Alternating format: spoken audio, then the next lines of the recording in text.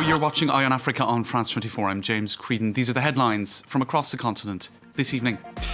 Now, Facebook has shut down various Russian accounts that were seeking to spread disinformation in several African countries. We'll talk to one Stanford-based researcher about the effort to expose the operation.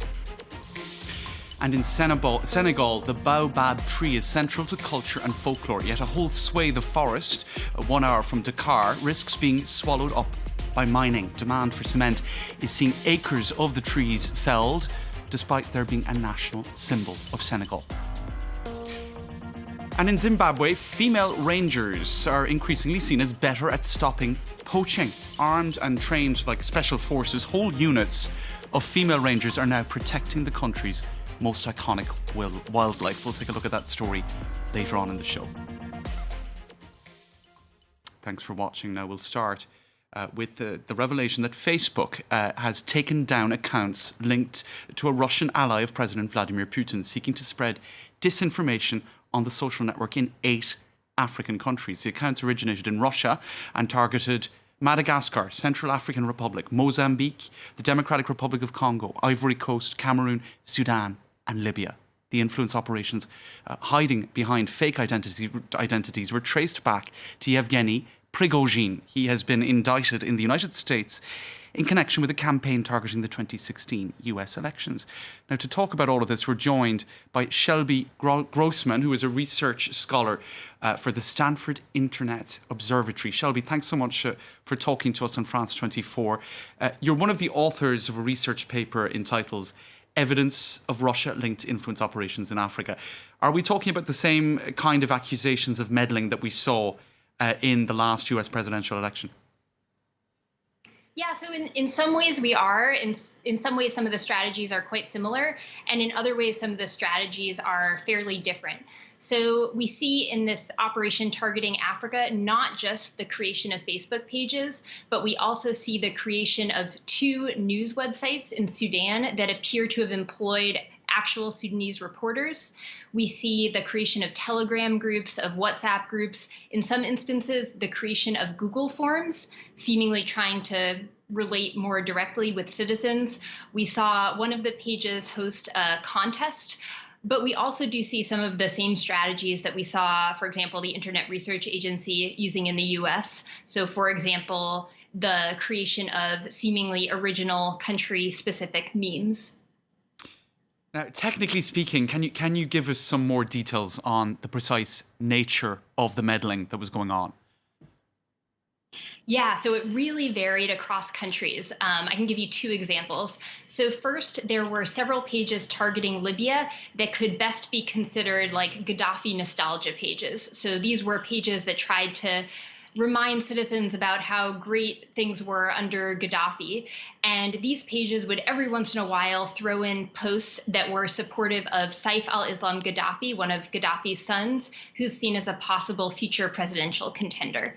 So that's one example. Another example is the set of pages targeting Mozambique. So these were pages that were created just 1 month ago, and they seem to have existed exclusively to bolster the chances of the ruling party in elections that happened 2 weeks ago. And these pages shared some actual fake news stories. So in one instance, they shared a story alleging that the opposition party had entered into an agreement with the government of China to allow China to dispose of nuclear waste in Mozambique. So those are 2 examples of what we saw. Now, this comes just a week after, Shelby, a huge Russia-Africa summit. There's a real charm offensive going on by Moscow across the African continent when it comes to economic, military partnerships. What implications does the research that you've been doing have when it comes to identifying disinformation campaigns like this and the actors behind them?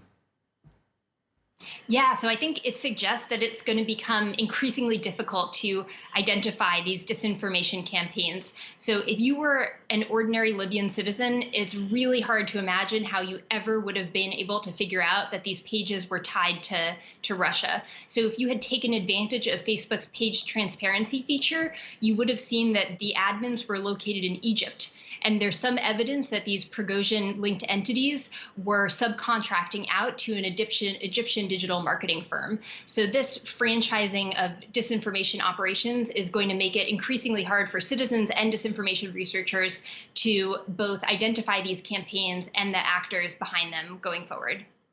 Well, all the more important that research like the research you were participating in is done to expose this disinformation. Shelby Grossman of Stanford University Internet Observatory, thank you so much for talking to us on France 24 this evening.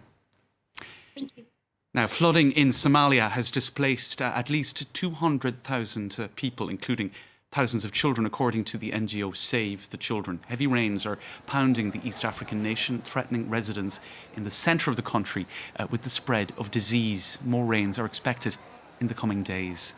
Now, meanwhile, in Central African Republic, measures have been put in place in the capital, Bangui, to provide shelter for thousands who were without food and shelter after the Ubangi River burst its banks, this after torrential rains.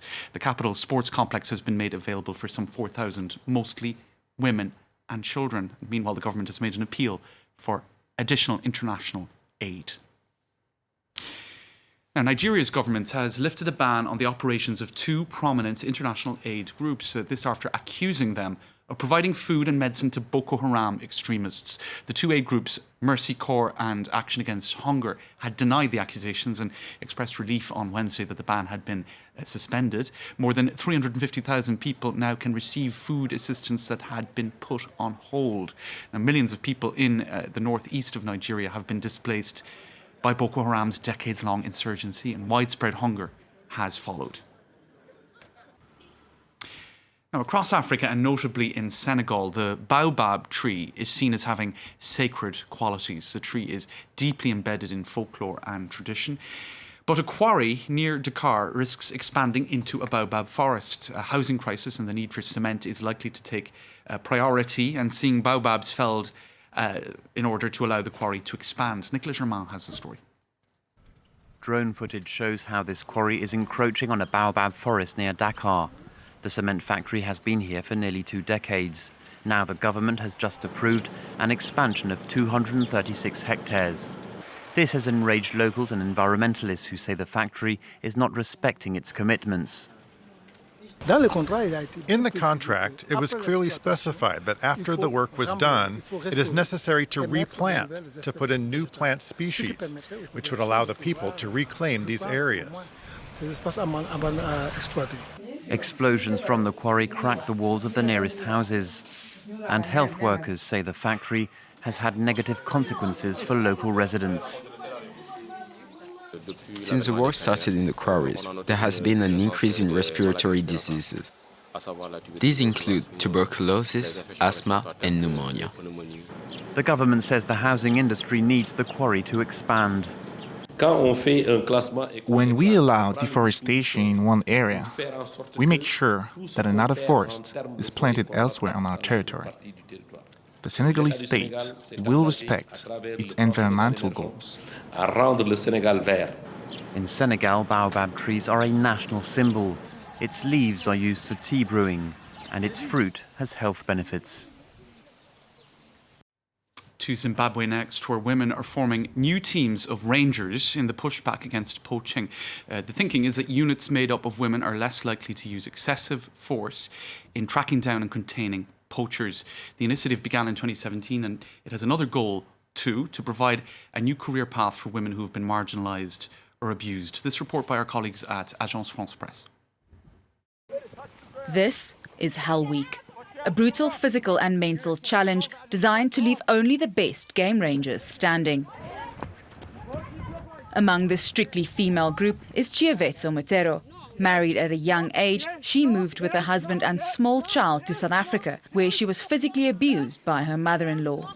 Chiavetso eventually returned to rural Zimbabwe with very few prospects. My husband is in South Africa now. She don't even sending money for the child. I'm going to take care. They took my documents, my national ID and my certificates, my birth certificate. But now I'm here to empower myself to take care of my child. The 22-year-old is one of 160 women picked from an initial 500 to take part in the Ranger selections. Ultimately, only around 80 will make it into the ranks of the wildlife rangers, known as the Akashinga, or the Brave One. Started in 2017, the program aims to turn disadvantaged, abused and orphaned young women from local communities into wildlife advocates. Despite breaking her finger, Chiavetso kept going. I'm happy. That's why I'm not crying. I'm trying to be Akashinga care. In the end, Chiavetso made the cut to become an Akashinga ranger. The initiative in northern Zimbabwe is run by the International Anti-Poaching Foundation, created in 2009 by Australian sniper Damien Mander. It's a dangerous job. After spending time in the Special Forces and working in private security in Iraq, he found renewed purpose in conservation. What we've found with this program is the women's ability to naturally de-escalate tension and work with the communities that they come from.